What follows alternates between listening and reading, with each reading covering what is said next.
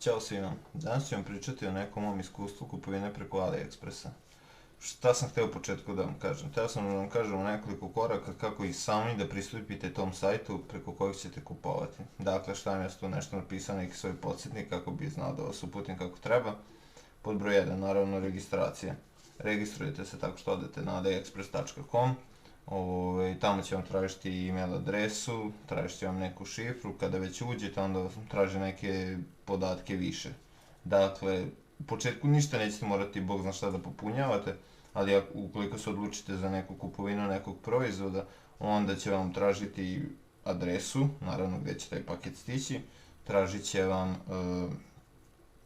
naravno karticu s koje će novac otići. Ne treba ništa da se bojite jer svaki novac koji potrošite, ukoliko vam taj neki proizvod ne stigne, oni daju neki 60 dana rok otprilike da vam stigne taj proizvod. Ako vam ne stigne, vi samo otvorite disput, to jest, kako bi to objasnio na srpskom, spor. Otvorite spor i onda ide, nije arbitraža, ali vi imate spor sa tim prodavcem i onda ukoliko se ne dogovorite da li da vam pošalje novi ili da bude refundacija, da vam oni vrate taj keš koji ste platili, oni mogu i da vam pošalju taj proizvod ukoliko nije stigao, naravno ako vi to hoćete.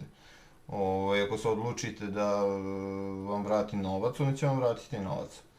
A ukoliko to ne ispoštuju i ne vrate vam novac, tipa da se dogovorimo, mi ćemo vama poslati, bla bla bla, imate tamo escalate dispute, to znači da se umeša već support, to jest podrška AliExpressa i onda oni prelamaju, oni na osnovu dokaza koji ste napisali, ako ste napisali tamo da vam je već 90 dana proizvod na putu, nikad nije stigao, prodavac neće da vrati novac, onda oni odlučuju i onda će oni vama vratiti taj novac najverovatnije u 99%. Sad, šta vam je potrebno? Znači, adresa na kojoj će vam taj proizvod stići, to smo rekli.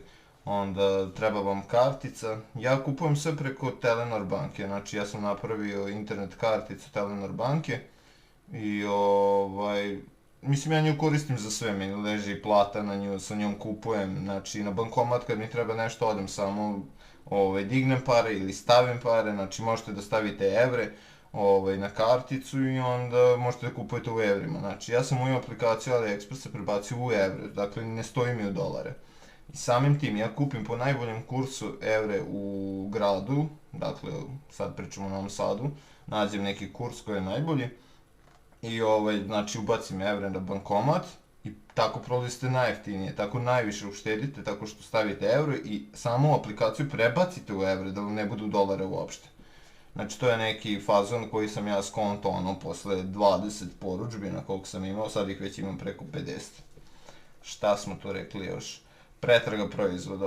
Što se tiče pretrage proizvoda, treba da gledate rating svakog prodavca, to je pod broj 1, da vidite šta ljudi pišu o njemu, ukoliko on ima niz zvezdica, maksimalnih je 5.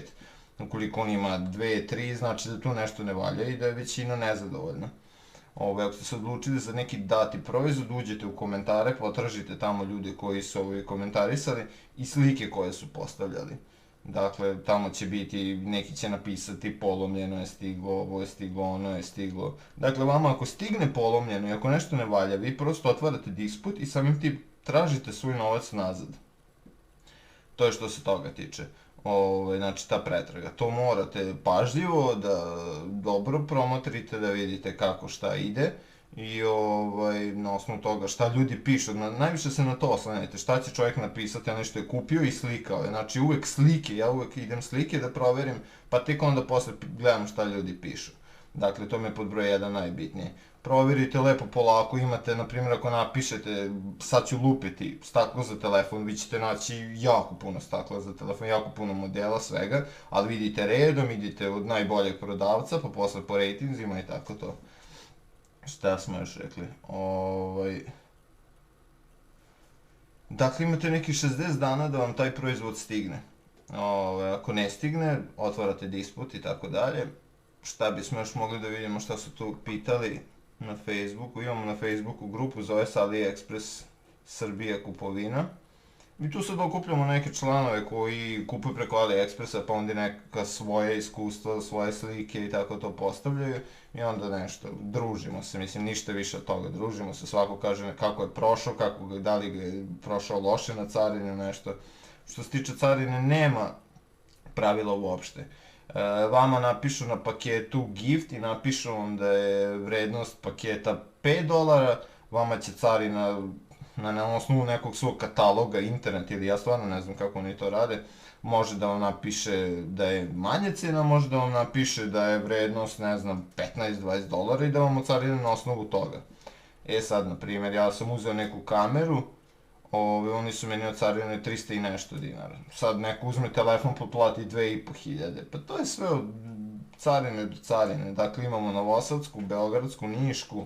Sad za Niš, već od nekih tu sa Facebooka prijatelja, tamo u grupi, čujem da je mnogo loše, da na većini stvari oni naplaćaju carinu. A ovako što se tiče, da sam od 50 i nešto porudžbina, da sam platio na 6-7 stvari carinu. To su bili neki džemperi što sam kupovao ženi, bila je ta kamera i ne znam, još nešto sam uzimao. Ono što je veća vrednost, na to sam platio carinu. Ovako, mislim, nije ništa strašno, nikad nisam platio više od 400-500 dinara carina, ali to je nešto što je bilo pošteno. To je to što se tiče carine. Dakle, nema pravila, ako neki mali paket, desi se da oni uopšte ne otvore te paketiće, tamo šta već mi kupujemo, sitnice svakako, naravno, navikli smo da kupujemo svašta nešto,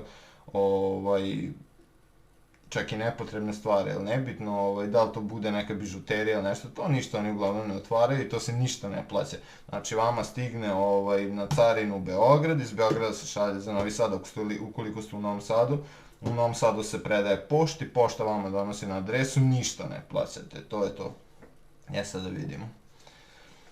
Kaže, mene zanima kako da povratim pare kad prodavac neće da prihvati disput i kad otvorim onaj arbitar. Dakle, vi, ukoliko prodavac nije prihvatio da vam vrati novac i već tamo nešto za nove, neće da pošalje, mislim, odugovlači, ne odgovara vam 3-4 dana, uvek postoji opcija escalate dispute. Znači, to kad stisnete, umeša se support AliExpressa i oni presude. Na osnovu dokaza šta ste vi napisali, oni pročitaju, šta su ovi napisali, pročitaju i oni na osnovu toga presudu. Uglavnom u vašu korist ili njima bitniji mušterija koja će koristiti taj sajt i trošiti novac, nego ti prodavci kojih ima nenormalno. A vi ste onaj koji odlučuje za rating sajta, za rating te prodavnice i tako to. Šta smo još rekli? Neispravni kodovi za praćenje robe, šta onda?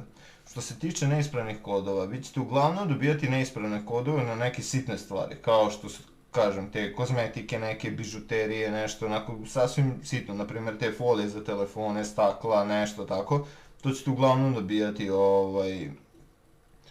neispravne kodove. Ukoliko kupujete nešto skuplje, dobit ćete prave kodove, imate aplikaciju 17 Track, znači imate na Google Playu, možete i sajt da nađete i tamo možete da pratite, dakle samo kopirate taj link, aplikaciju i pratite gde se nalazi, na primjer sad je na carini u kako se zove,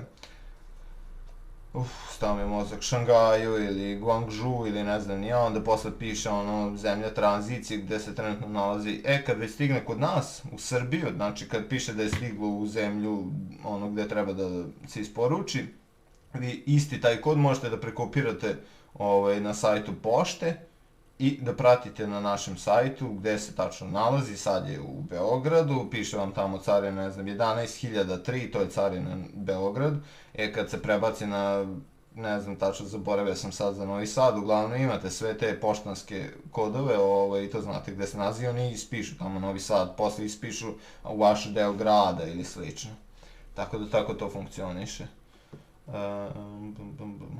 Što se tiče kupona, dakle, evo sad je pisao Stefan Vukov, get a US $5 kupon. Znači, što se tiče tih kupona koje oni vama dodeljuju ili vi nekako dobijete, to je manje više glupost. jer vi morate da potrošite veliki keš da bi mogli uopšte da koristite taj kupon koji ste dobili. Dakle, potrošite $100 ili ne znam, kupite patike za $50, kupite telefon za $80 i onda tad možete da iskoristite taj kod od $5. Znači ništa, to je samo fora, ništa više vama to ne igra neku ulogu. Uglavnom mi trošimo, koliko u proseku potrošimo mi kao građani Srbije, otprilike nekih $10 neka bude da trošimo. To je plus, to je minus, uglavnom je nešto manje nego $10, tako da nikakve kupone ne može, ništa ne može da vam smanji tu cifru na $10. To je samo za neku veću kupovinu. Što se toga tiče. Ukoliko imate neka pitanja ili nešto, ja bih zamolio da stavite u našu Facebook grupu AliExpress kupovina Srbije i pa ćemo praviti još klipove. Eto, sad sam se konačno naterao da napravim klip, hoću da pomognem i zanimljivo mi je ovo kao neki hobi, tako to mislim. Sve što vas interesuje, slobodno pitajte, ja ću napraviti novi klip za tako nešto i pričat ćemo, vidjet ćemo se i tako to. Svako dobro, ćao.